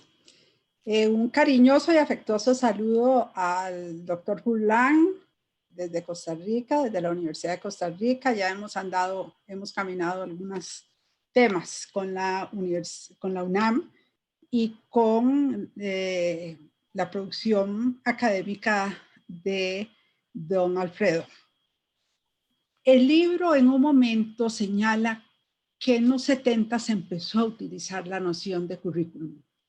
Es un referente importante porque estas generaciones más jóvenes que nosotros, bueno, la primera pregunta que uno se hace a veces es, ¿cuándo se empezó a hablar de currículum? Y él lo contextualiza y nos da la explicación, se mueve a los 60, viene a los 70, pero en el texto se señala que es a partir de los 70. Entonces nos movemos desde una época, los 70, una noción que no era tan popular ni tan conocida, a otro extremo donde la noción lo es todo. Ustedes y nosotros estamos en grupos interdisciplinarios, grupos de pedagogos, de educadores que no son pedagogos, ¿verdad? Que no se dedican a nuestro campo. Todo lo resuelve el currículum. Eso hace que la noción flote, ¿verdad? Es una noción flotante. Los políticos, los diputados, los presidentes, todos hablan de currículum. Entonces nosotros tenemos desde lo educativo pedagógico o desde lo pedagógico educativo una responsabilidad de asirlo, amarrarlo a cadenas discursivas. Por eso es muy importante conocer la historia, ¿verdad? Y el libro es un referente. Porque si hablamos de currículum, entonces quedamos igual que las personas que hacen currículum, algunos con fines muy nobles, otros no, si no estamos historizando, si no estamos interpretando, si no podemos revisar y reactualizar lo contingente, le hace pandemia. Entonces es muy importante esa movilización y tener claro que hay que tener ahí conciencia y una responsabilidad ética con respecto a lo que estamos nosotros manejando como currículum. Y de repente, ¿verdad? Surge la profesión curricólogo o curricóloga, nosotros le decimos curriculista aquí en el país, y casi siempre es un manejo muy instrumental el que hacen. De manera que hay que hacer ahí un alto y no permitir que flote tanto la noción, ¿verdad? Sino asirla, amarrarla siempre a algo. Bueno, eso es. Excelente reflexión, nos aportas mucho, querida Leda, nos dejas pensando más y creo que abona mucho tus palabras. Bueno, pues aquí también está María Dora con su propia reflexión. Mejor la lees en lugar de que la lea yo, porque no la lees tú, María. Adelante, María. Abre tu micrófono. Sí, doctora, aquí voy a tratar de decir lo que pienso un poquito acerca del currículo.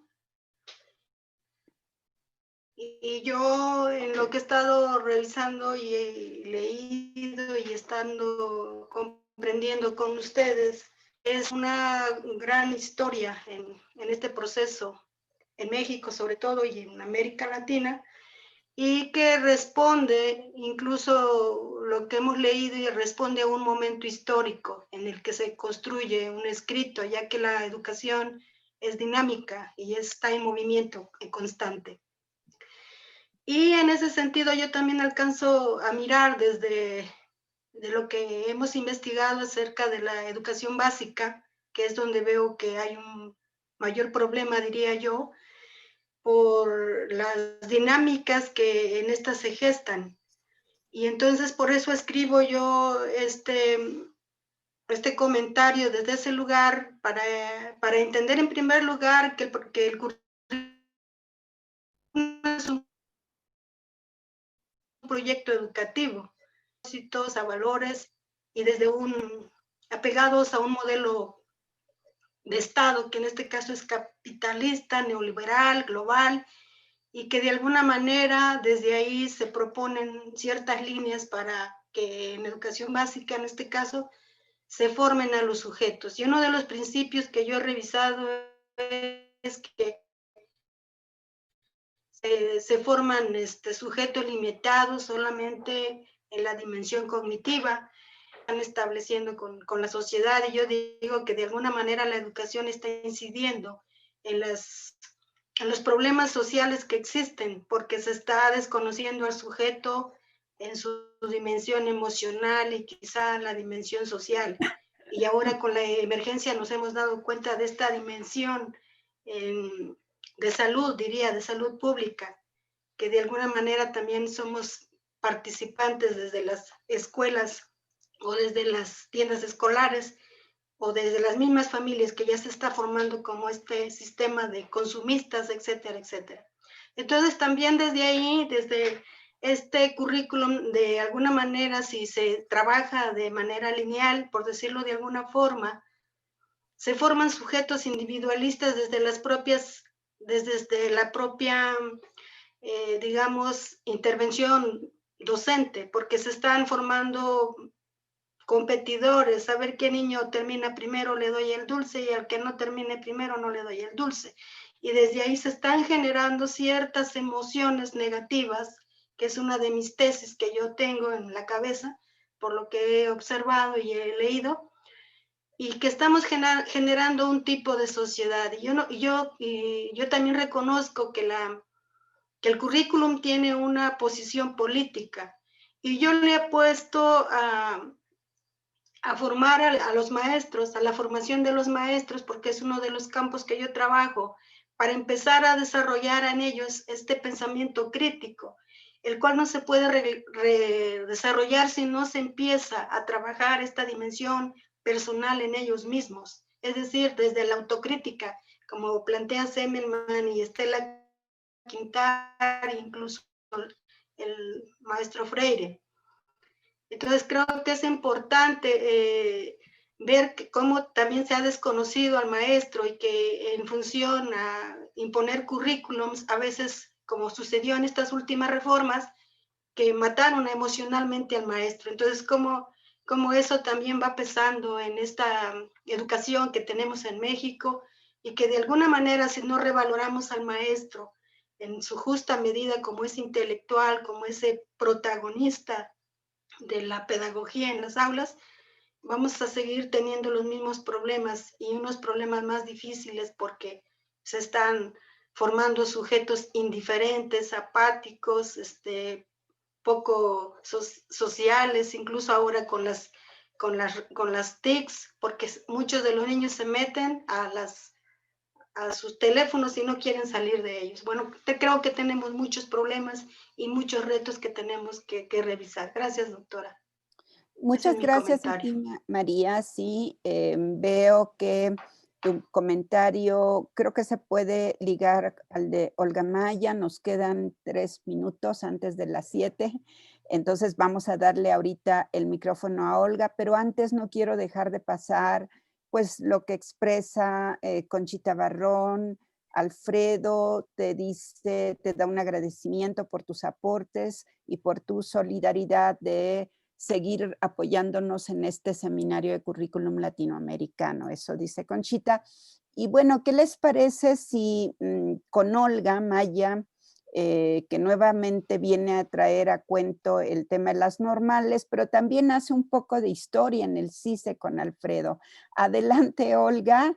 Y con esta participación por el tiempo comprometido con Alfredo, vamos a cerrar, aunque el grupo nos vamos a quedar para ultimar otros detalles y comentarios adicionales. Adelante, Olga.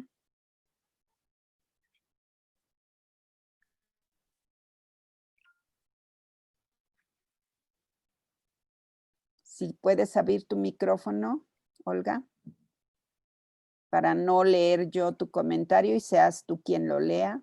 2 comentarios que nos has puesto. Parece que lo tiene abierto, pero no se oye. Sí, o la sacó el sistema. Olga, ¿estás ahí?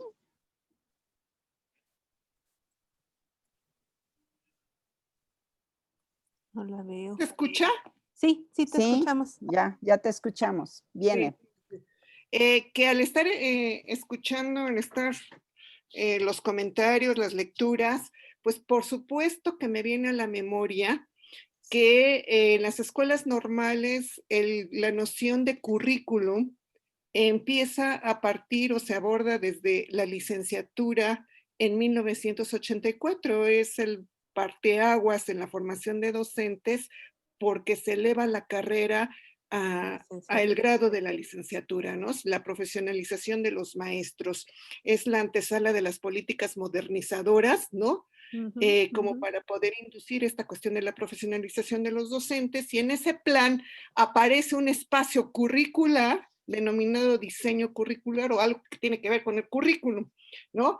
Justamente esta elaboración de este plan de estudio tuvo como un gran referente la especialidad de docencia en el CICE, ¿sí? En ese sentido, pues en esa narrativa, en ese programa que el CICE ofrecía, el currículum ya empezaba a ser objeto de estudio con varios de ustedes, ¿sí? Con varios investigadores académicos, entre ellos el doctor Alfredo Furlan, Y Alfredo Furlan empieza justamente también a partir de esta vía a ser leído, conocido en el ámbito normalista.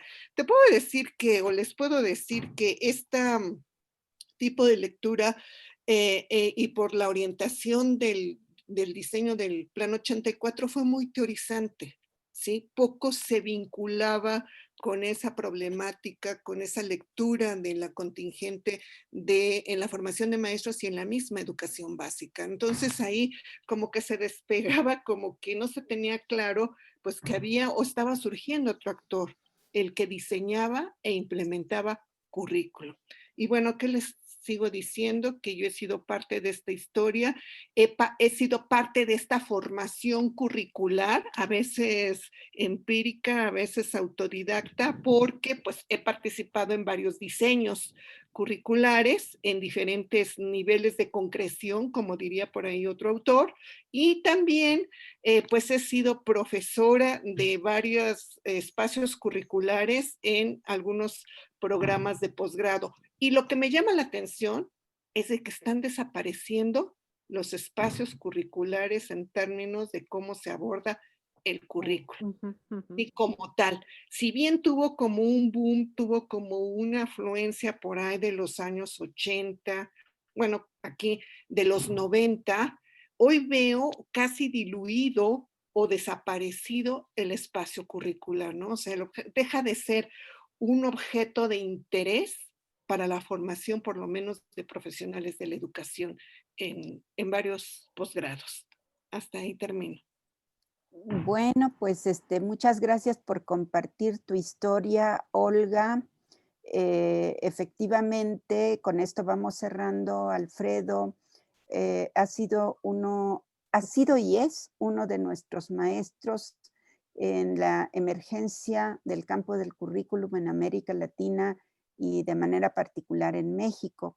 Yo también quiero destacar un aporte que lo podemos compartir de ustedes, un libro que coordinó Alfredo, que tiene que ver más con el plano de lo didáctico, pero sin despegarse de las preocupaciones curriculares. Cuando él dirigió el Departamento de Pedagogía en la entonces ENEP Iztacala, y aportaciones a la didáctica, a la educación superior, que también era otra vertiente que habría, no es nuestro seminario de didáctica, pero lo traigo a colación porque este libro de currículum de Alfredo y esa obra que él coordinó a fines de los 70s y luego esta investigación que él realizó y que después publica años más tarde en la Universidad de Sinaloa junto con la UNAM, pues nos habla de una trayectoria de enseñanza, de formación en el campo del currículum y también en la didáctica que Alfredo nos ha ofrecido.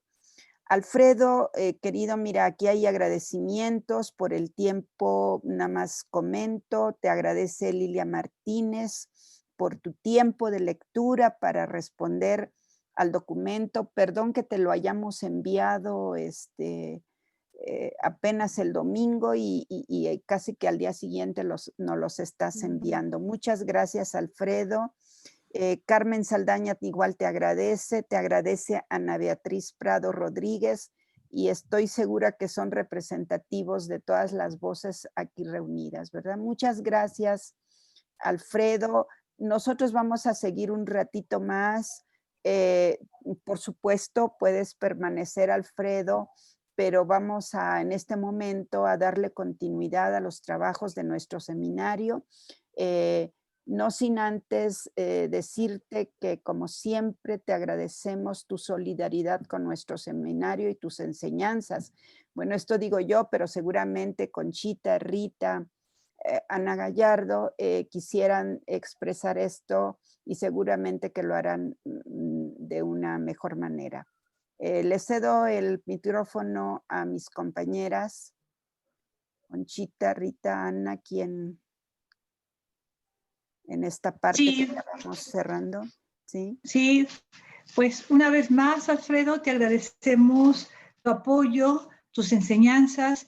Ha sido gratificante estos reencuentros desde los 80, cómo hemos estado trabajando, cómo ha ido avanzando y sobre todo esta apertura que tienes, esta apertura que has tenido para poder reconocer, para poder diferenciar en todo momento aquellos discursos teóricos que marcaron una época y cómo se fueron modificando a partir de las condiciones reales, ¿no? Las condiciones en las que nosotros nos estamos moviendo en estos momentos.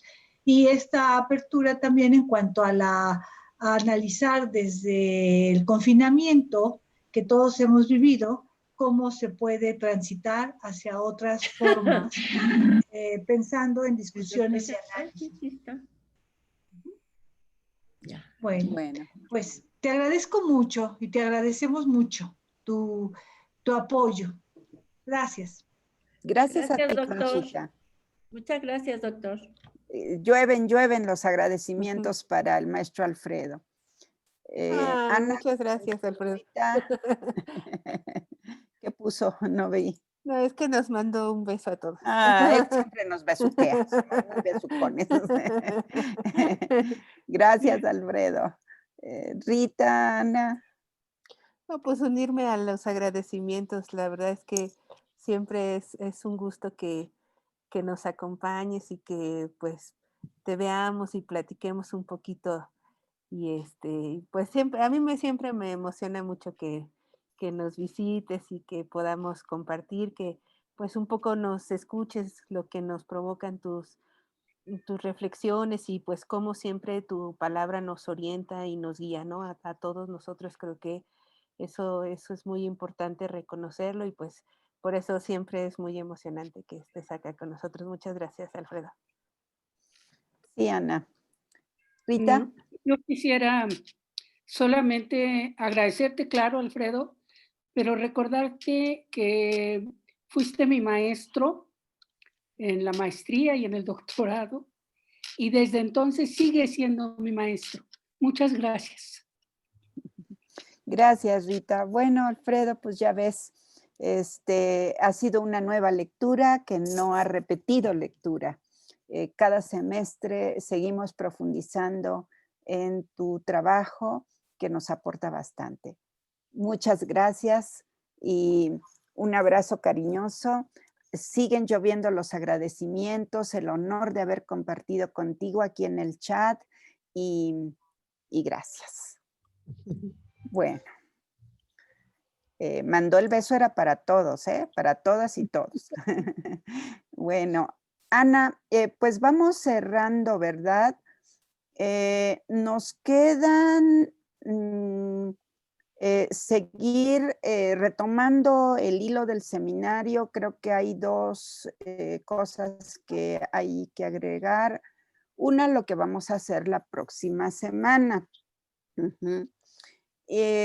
Que si entiendo bien el curso del programa, tenemos otra sesión de integración. ¿Es así, Ana? No tengo aquí el cronograma de trabajo. Sí. Sí, ¿verdad? Sí, y la idea sería, bueno, un poquito como para contextualizar, los que faltan, que no son muchos, de entregar su recensión, su primera recensión, sería bueno que lo fueran concretando porque la próxima semana vamos a utilizarlos como material de trabajo de la sesión. Y bueno, pues como ya lo habían ustedes ido construyendo esta visión de equipo de su línea de trabajo, de su línea de reflexión, entonces van a ser, digamos, otra vez los insumos para trabajar en la sesión. Vamos a ver si ya nos sale un poco mejor la cuestión de los equipos. Y eso sería básicamente para la próxima sesión, digamos, el insumo de su recensión. Si gustan, no necesariamente que sea, o si todavía les falta mucho, etcétera, pues igual hagan como una especie de borrador para que tengan material con que trabajar, a reserva de que lo puedan pulir y luego ya entregarlo, porque hoy era el día, digamos, para hacer la entrega, pero si algunos han tenido algún inconveniente, no se preocupen, pueden tomarse un poquito más de tiempo. y y Hablamos de la recensión, ¿verdad? Sí, Ana? de la Ok. recensión, para que Bueno. les digo, si no la logran terminar en estos días, no hay mayor problema, solo tengan en cuenta que el martes es martes 17, 17. la vamos a utilizar para el trabajo en equipo en la sesión, porque es una sesión de integración, entonces va a ser, digamos, parecida a la sesión que tuvimos en la sesión del día 27 de octubre. Va a ser similar. Entonces ahí es donde van ustedes a utilizar su recensión y el avance, digamos, que como equipo llevan, más los comentarios. Ya bueno, Rita ya hizo una gran parte de los comentarios, nos faltamos Conchita, Berta y yo. Sí. Entonces todo eso va a ser el material de trabajo para la próxima. Ah, bueno, no, Conchita ya había hecho también unos comentarios. Entonces, con eso es lo que se necesita, digamos, o vamos a ocupar como material de trabajo de la sesión que viene. Así es. Ujú. Creo que es un buen momento porque con eso cerramos ya el eje 1. Así es. Entonces Doctora Ana, ¿puedo consultar con quién me tocó trabajar en equipo? Yo tengo duda, todavía no me integro. Sí, Dora, te mandé un correíto, échale ojo, para que ahí nos terminemos de poner de acuerdo. Gracias, doctora. No, al contrario. Sí, si alguien más falta de identificar su equipo, que creo que no, ya no hay nadie fuera de equipo, pero si alguno falta, pues lo atendemos, ¿no, Ana? Sí, claro. Y entonces es muy importante, fíjense qué interesante el proceso, bueno, a mí se me hace interesante, no sé qué opinen ustedes, de cómo no estamos haciendo un seminario así de corrido, tema tras tema, tras tema, tras tema, tras tema, sino que hacemos estos saltos en el camino como para recuperar, integrar, reflexionar de manera colectiva. Y creo que vamos enfrentando bien el reto. El trabajo que hicieron de adelanto por sus ponencias, también puede salir a colación en los trabajos de los equipos. ¿Por qué? Porque con estas ideas que hoy se virtieron, con lo que estamos comentando en el Face, bueno, comentamos es mucha gente porque todavía me falta entrar, ¿sí? Yo sí estoy en deuda y en esta semana me dedico al Face y a comentar este documento que Ana integró con los 9 ejes, porque me quedé así con las ganas. Vieron que al principio entramos porque nos animaba muchos comentarios, muchas reflexiones.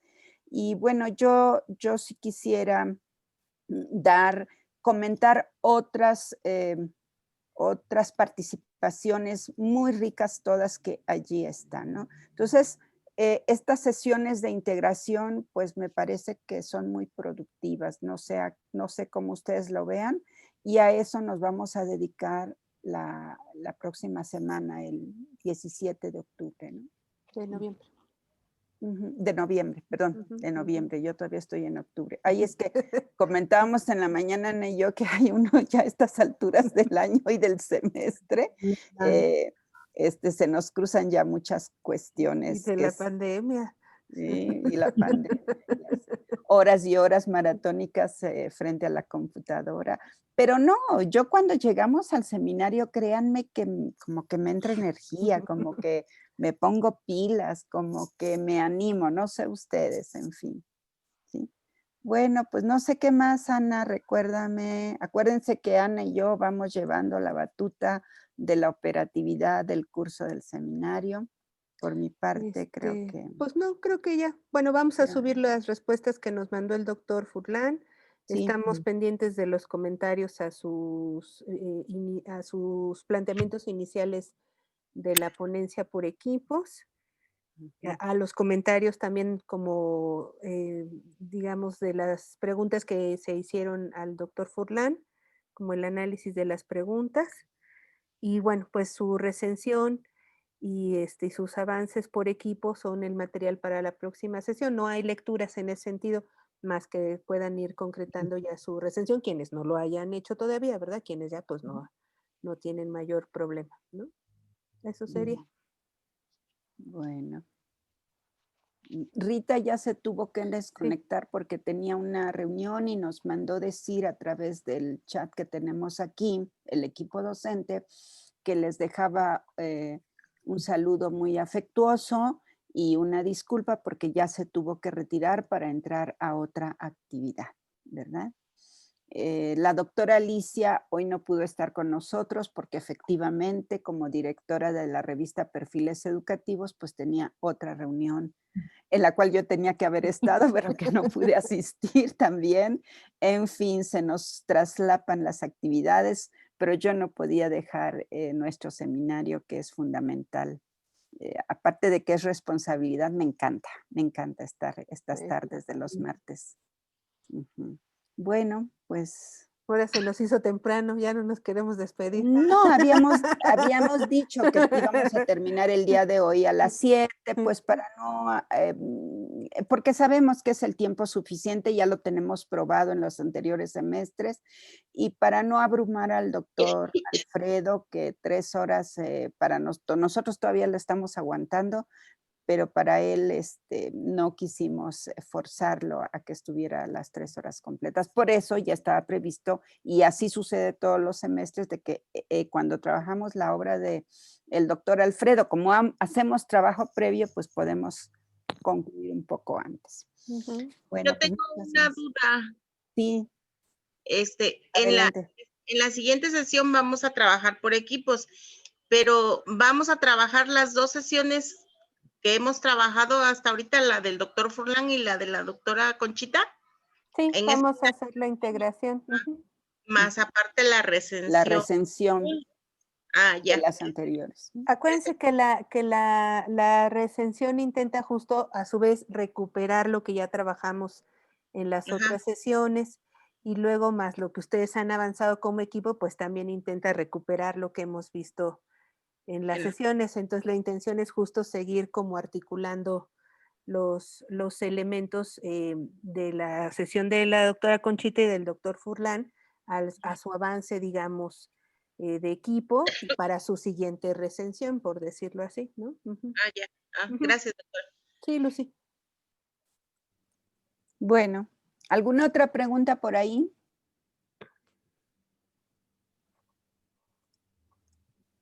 Pues creo que no. Bueno, pues un merecido descanso a todas y a todos. Nos vemos de hoy en 8. Buenas noches. A la misma hora y por el mismo canal. Chao. Nos vemos. Buenas Hasta noches. luego. Buenas luego, noches. Chao. Gracias. Chao. Chao Sandra, chao Ana Elizabeth, chao Carlos, chao Hilda, Cora, Leda, querida Carmen Saldaña, Ada, Rosa Aurora. Chao, Lili.